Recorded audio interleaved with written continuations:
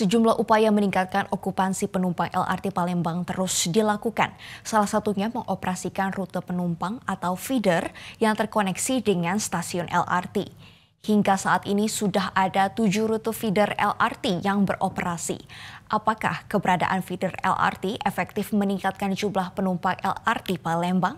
Kami akan membahas lengkapnya bersama dengan Dedik Tri Istiantara, Kepala Balai Pengelola Kereta Api Ringan Sumatera Selatan, dan pengamat transportasi sekaligus pengurus Pusat Masyarakat Transportasi Indonesia, Joko Setiowarno. Selamat siang, Pak Dedik dan Pak Joko. Terima kasih sudah bergabung bersama dengan Zona Bisnis PN Channel. Pak. Selamat siang, terima kasih Pak Joko. Baik, saya ingin ke Pak Dedik terlebih dahulu. Pak Dedik, setelah ada penambahan rute feeder, ini apakah ada peningkatan jumlah penumpang, Pak Dedik?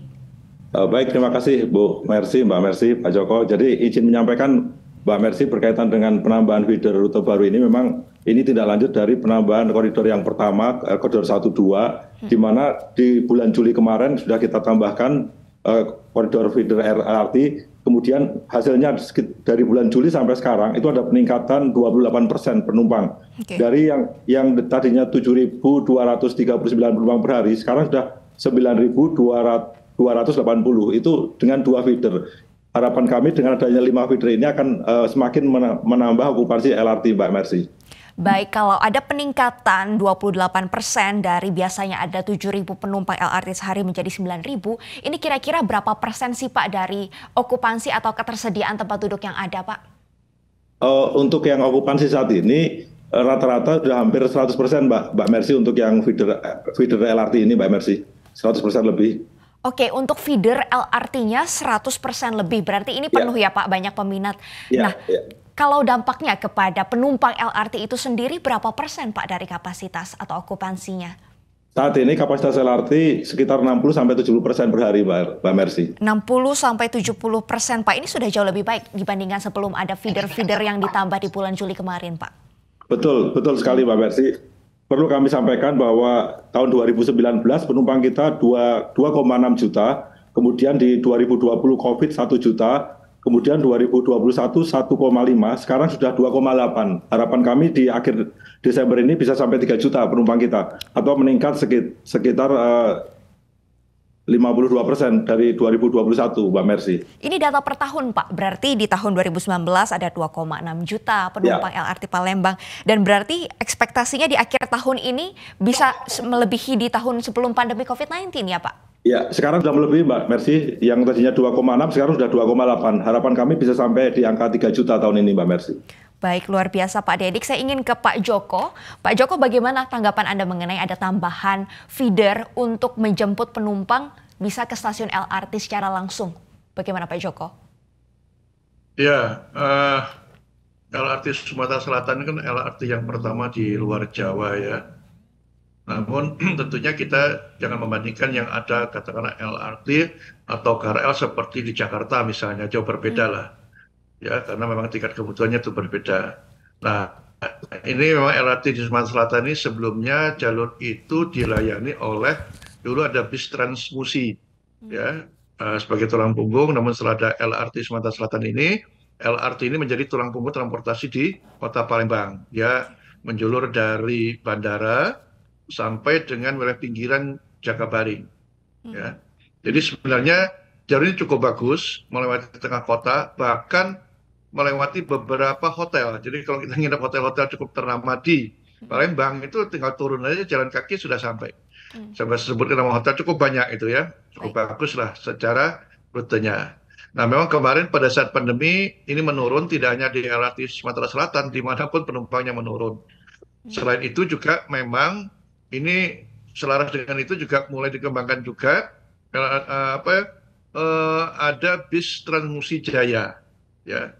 Namun ini memang belum bisa mendongkrak karena banyak kawasan-kawasan perumahan ya di Palembang itu belum terhubung oleh angkutan, katakanlah tadi sebagai feedernya. Feeder-feeder ini sebenarnya kalau di Kota Palembang itu dulu sudah pernah direncanakan, memang ditargetkan kalau nggak salah itu rencana wali kota yang terdahulu, jadi 2019 itu memang angkotnya sudah hilang diganti dengan bis sedang. Itu rencana lama, pada saat itu belum ada LRT, belum ada belum ada apa ya rencana LRT belum ada lah. Baik. Namun saya kira seiring dengan adanya makin banyak penambahan feeder ini bisa sedikit mendongkrak lah pengguna LRT Sumatera Selatan, terutama di akhir pekan. Nah, di akhir pekan biasanya Jakabaring sering ada event-event atau di hari biasa kalau dia ada event di Jakabaring, saya kira ini cukup banyak lah orang akan ke sana menggunakan LRT. Gitu. Baik, Pak, berarti dengan adanya feeder yang ditambah juga rute dan koridornya diharapkan bisa menambah jumlah penumpang LRT. Namun harapannya supaya feeder ini bisa masuk ya Pak ya ke perumahan-perumahan supaya menjangkau lebih banyak masyarakat untuk menggunakan LRT. Betul Pak Joko, seperti itu?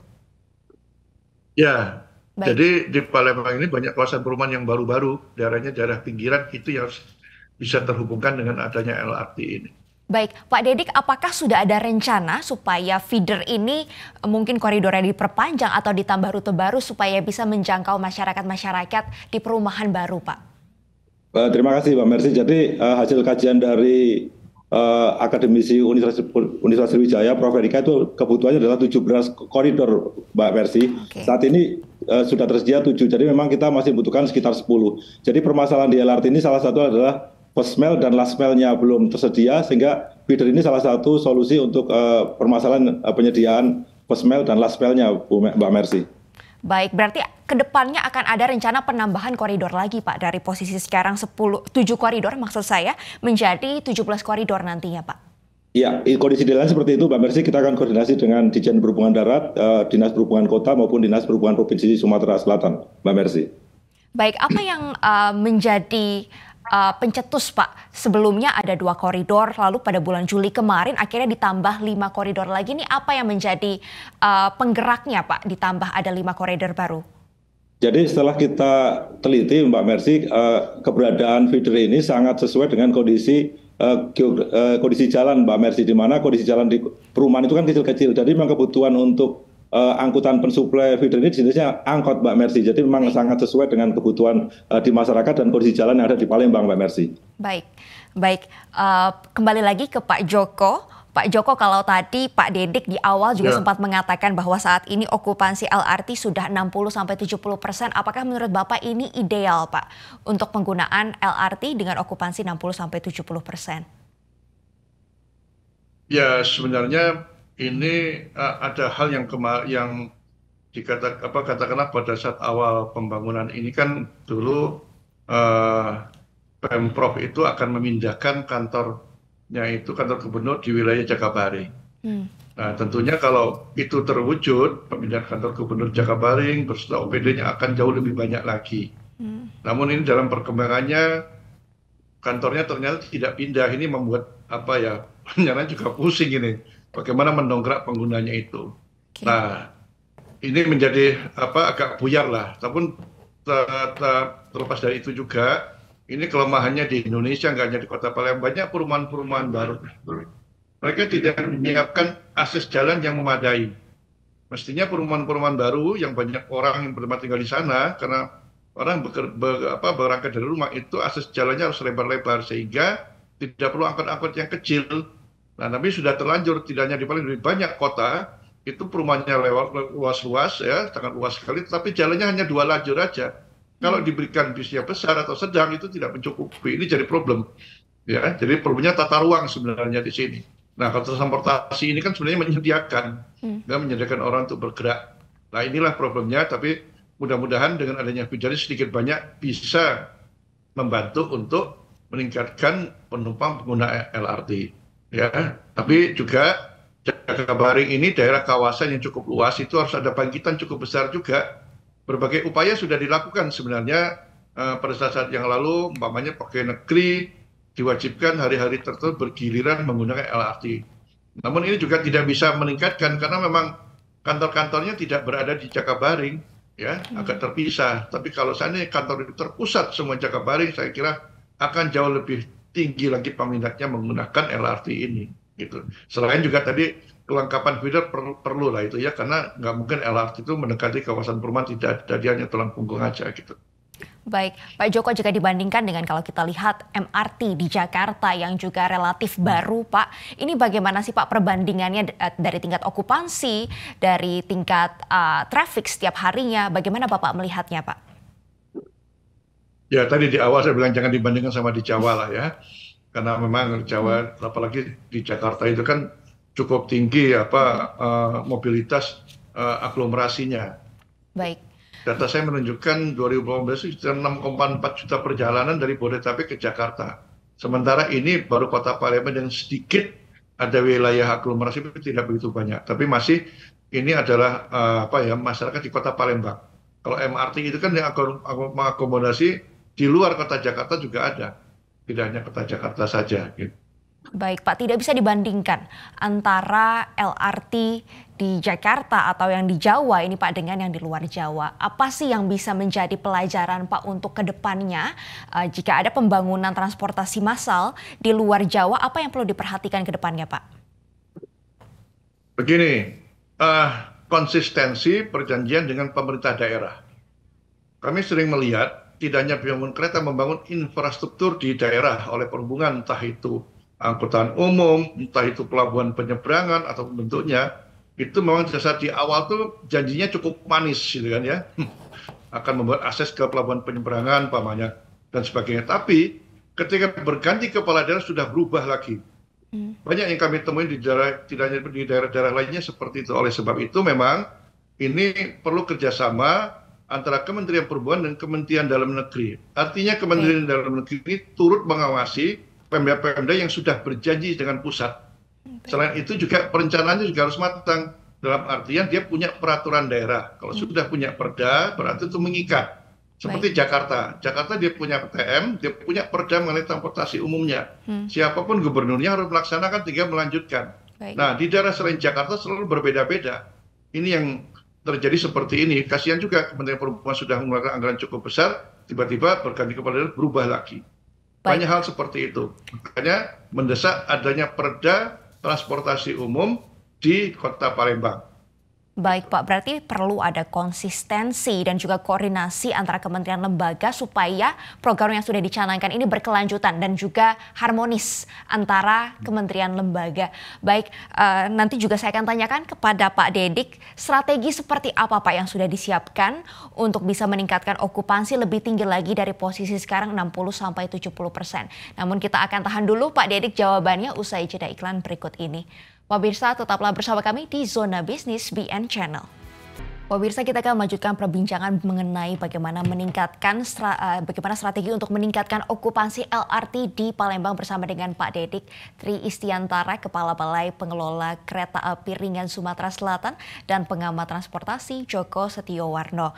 Pak Dedik, Pak Joko, tadi kita sudah bahas di sesi pertama mengenai bagaimana feeder ini ternyata berhasil meningkatkan jumlah penumpang LRT Palembang. Pak Dedik, namun kalau kita lihat kan ini okupansi masih 60-70%. Kedepannya ada strategi seperti apa lagi yang sudah disiapkan untuk bisa menambah okupansi LRT di Palembang? Baik, terima kasih Mbak Mercy. Jadi memang untuk meningkatkan okupansi ini kami tidak bisa berdiri sendiri Mbak Mercy. Kami butuh bantuan dari stakeholder terkait berkaitan dengan peningkatan okupansi. Misalnya untuk kebijakan untuk manajemen kawasan 3-in-1 misalnya. Mungkin kalau Mbak Mercy pernah ke Palembang, beberapa jalan sudah mengalami kemacetan. Lah di situ mungkin ada kebijakan 3-in-1 sehingga memaksa orang mau berpindah dari angkutan pribadi ke angkutan umum. Kemudian strategi yang berikutnya adalah kami sudah menyediakan feeder-feeder LRT, artinya first mile dan last mile-nya sudah mulai kita urai permasalahannya sehingga tidak ada lagi kendala di dalam menuju ke LRT baik dari rumah maupun menuju ke tempat tujuan, sehingga tidak ada alasan untuk tidak menggunakan LRT.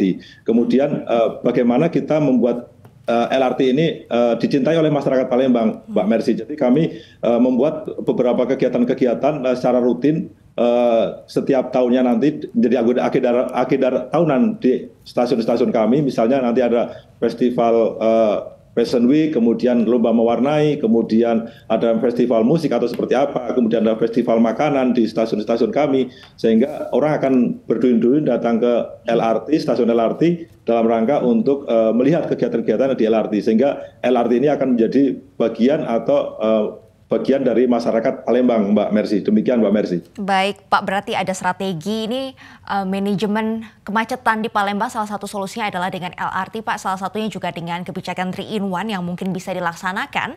Dan juga tadi Anda mengatakan bahwa memastikan feeder ini dapat dijangkau oleh seluruh masyarakat Palembang dan membuat LRT dicintai oleh masyarakat Palembang. Bagaimana menurut Pak Joko terkait dengan hal tersebut? Kalau kita lihat sudah mulai ada kemacetan di Palembang, dan apakah LRT ini bisa menjadi solusi kemacetan tersebut, Pak? Ya, gini Mbak Mercy. Jadi strategi untuk menata transportasi perkotaan itu dengan push and pull.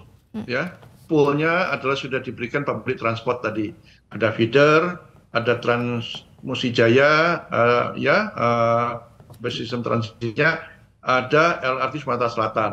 Nah, itu sudah disediakan. Kemudian pedestriannya juga ya sudah dibuat bagus. Nah, sekarang pullnya, membuat pull ini memang perlu nyali.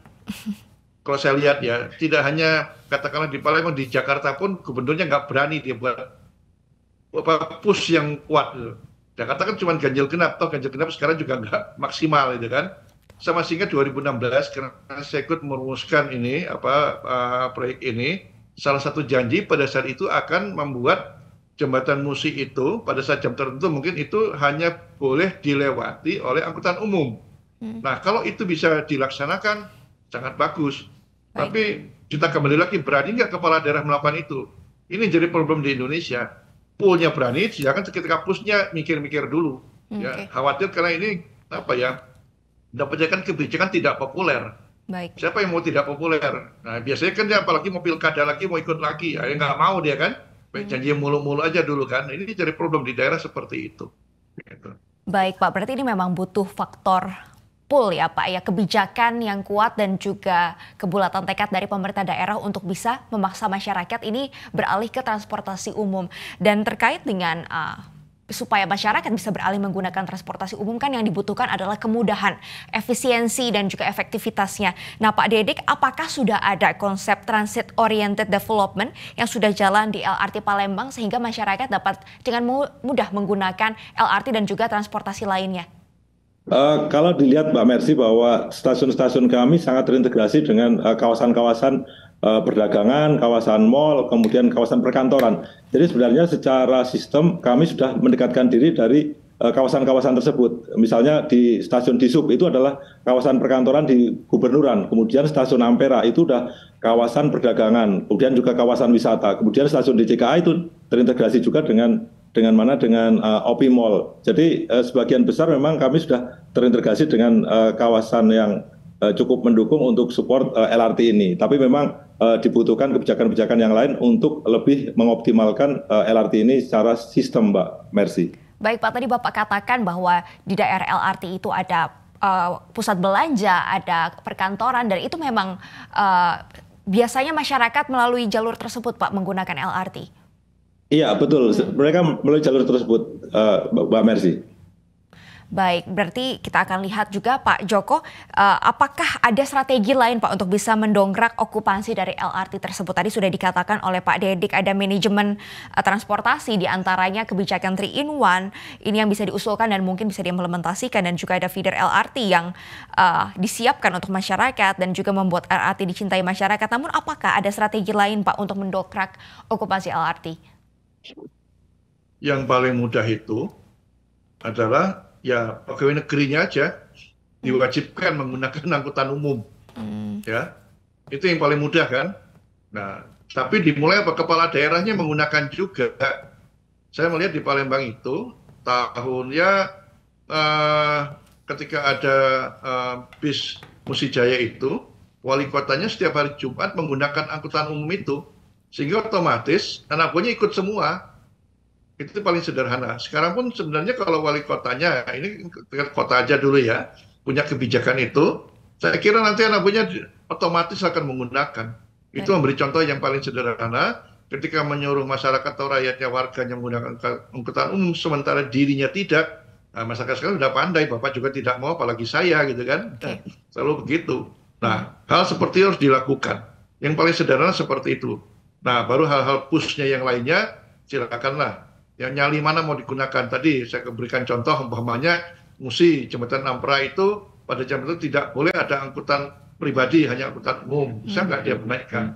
Ya, selain yang sudah disebutkan Pak Dedi tadi beberapa cara di stasiun dan sebagainya, tapi harus punya keberanian, ya, melarang sepeda motor umpamanya, atau ada kontraflow dan sebagainya. Baik. Ini perlu dilakukan, dan ini ya pemerintah daerah punya peran serta, jangan semuanya dari pusat semua, karena mereka yang punya wilayah, pusat sudah membantu, bagaimana daerah meneruskan itu. Sayang kalau nanti ini menjadi apa ya, ya jangan mangkrak lah, artinya bisa bermanfaat. Tidak hanya di akhir pekan atau di event-event tertentu, tapi bisa menjadi alat transportasi keseharian komuter seperti halnya di Jabodetabek. Itu harapannya ke depan. Baik, Pak Dedik, tadi Bapak katakan memang salah satu upayanya adalah dengan manajemen transportasi diantaranya kebijakan 3-in-1. Ini sudah berlaku kebijakan 3-in-1 atau memang ini sedang diusulkan supaya bisa berlaku di Palembang, Pak Dedik? Belum berlaku, Mbak Mercy. Ini kebijakan yang kita diskusikan dengan pemerintah kota maupun provinsi, Mbak Mercy. Belum, Mbak Mercy. Selain itu apa lagi Pak? Apakah bisa menjadi rekomendasi juga tadi seperti kata Pak Joko supaya PNS atau pegawai negeri ini juga bisa menggunakan LRT sebagai transportasi untuk ke kantornya, Pak? Kami sebenarnya sudah berkoordinasi dengan Pemprov maupun Pemkot bagi untuk ASN ada kartu berlangganan, Mbak Mercy. Jadi teman-teman ASN yang ada di Pemprov maupun Pemkot itu ada kartu berlangganan. Jadi memang kami saat ini sedang melakukan promo-promo untuk pelajar itu 25.000 per bulan, kemudian masyarakat umum 30.000 per bulan, untuk ASN itu 150.000 per bulan sepuasnya naik LRT ini. Jadi kita sudah koordinasi dengan Pemprov maupun Pemkot maupun masyarakat, Mbak Mercy. Baik, terima kasih Pak Dedik, dan terakhir kepada Pak Joko. Pak Joko, apakah menurut Bapak LRT Palembang ini sudah menjadi solusi transportasi Palembang, dan apakah ini bisa diimplementasikan ke daerah lain di luar Jawa, Pak? Apa pelajarannya dari pembangunan LRT di Palembang ini?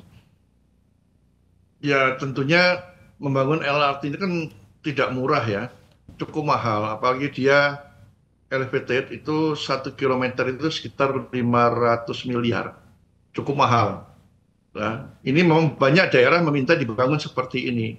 Namun tentunya melihat sejauh mana komitmen daerah itu. Karena uang yang cukup banyak ini jangan sampai nanti penggunaan juga sedikit. Apalagi LRT ini juga dapat subsidi. Subsidinya jauh lebih mahal ketimbang mensubsidi angkutan jalan. Ya, jauh lebih mahal. Oleh sebab itu, jika ada daerah-daerah yang minta dibangun LRT, benar-benar pemerintah pusat melihat kesungguhannya sampai sejauh mana.